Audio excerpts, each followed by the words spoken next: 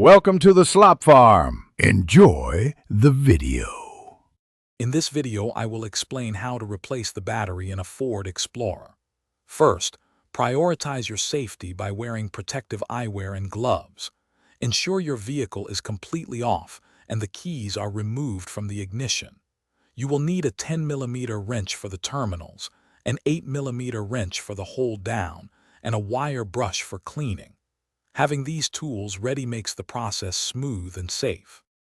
Now let's disconnect the old battery. You'll find the battery under the hood, usually on the driver's side.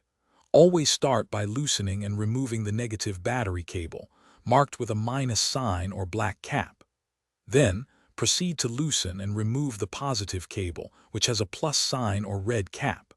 After both cables are off, remove the hold-down bracket, often secured by an 8mm bolt, and carefully lift out the heavy old battery. With the old battery out, it's time for the new one.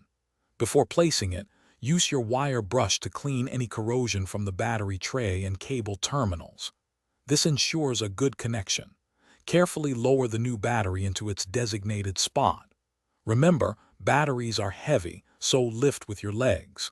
Once seated, reinstall the battery hold-down bracket and tighten it firmly to secure the battery in place.